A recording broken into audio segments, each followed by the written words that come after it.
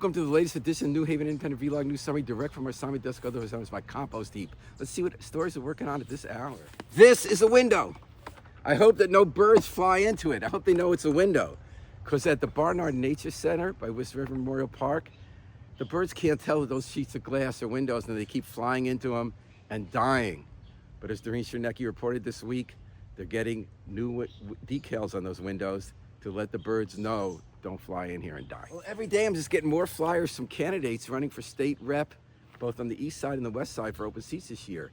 It's campaign season, and now it is debate season leading up to the August 11th primaries. The 92nd district seat with 3 candidates running the Democratic nomination, they're having this debate Tuesday night, 6:30 p.m. Show up, Coogan Pavilion, Edgewood Park. And the week after, we'll tell you about the 97th district. Often those debates have clarifying moments that show the differences between the candidates and sometimes the zinger. Well, that happened this week at a debate between the 2 Democrats trying to get the Democratic nomination for governor this year in a primary. The debate was held in New Haven at WTNH, and it had one of those clarifying moments about a big issue in our state, about how much money we're paying to keep the lights on with electricity.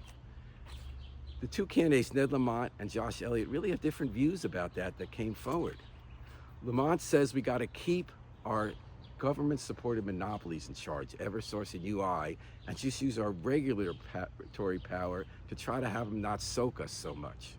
Josh Elliott, the challenger, said that's the fundamental problem.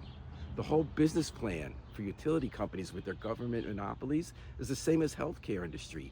Get as much money for us as they can and give us back as little as possible in return. That's how Eversource makes $1.6 billion in profit a year. And then they use their influence over politicians to try to not pay the consequences. Elliott is in support of municipally owned power companies. Lamont says that's too expensive.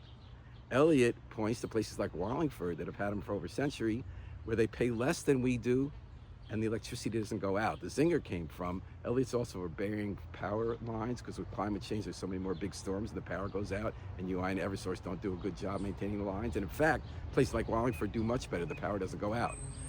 Lamont said that's too expensive to bury power lines. Elliott said, well, you live in Greenwich. Greenwich has power lines that are buried. I think the rest of the state should have the same thing Greenwich has. Speaking of keeping the juice going and how much we pay for that and how we get it, this week the Elliott administration had another great announcement of a green project they're doing. 1,900 solar panels have been installed and activated above the landfill off Middletown Avenue to put green energy into the grid. Now just imagine if we had the Elliott vision rather than Lamont, and we promoted municipally owned, even microgrids, so that instead of shipping that solar power to UI at wholesale prices and then paying retail to get it back and losing some along the way, we kept it right in the hood. Well, this week, there seemed like a better chance. More and more people are going to be wheeling their suitcases to TSA at Tweed New Haven Airport, and maybe at a new expanded terminal with a new expanded runway. A federal appeals court upheld an FAA environmental review about whether it was okay to build a bigger new terminal on the East Haven side of the airport and lengthen the runway. Save the sound, and neighbors were saying that's going to be bad for the environment. The judge upheld the view that it will actually be better for the environment, because if you could fly bigger planes in, there'll be fewer flights overall for the same number of passengers.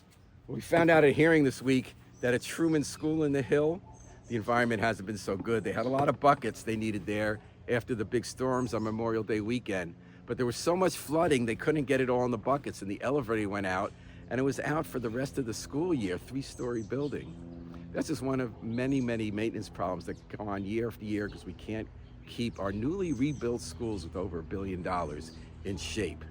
At a hearing this week, we heard about those problems, and we also heard about how we're going to wait before we even apply for money to fix them until we have a new master plan to update a previous master plan that was supposed to get us started. Well, the physical environment in New Hallville is going to honor the great Winfred Rembert. Here's his Pulitzer Prize winning, posthumously awarded book he wrote about his great career in our community and as a folk leather artist, capturing what it was like to grow up in the segregated South.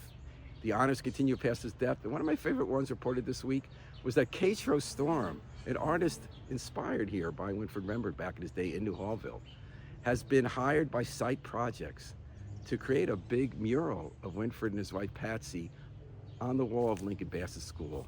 What a great tribute. Until next time, this is the New Haven Independent Vlog News Summary. Remember, let's always pick up and recycle our trash and keep it green while we still can.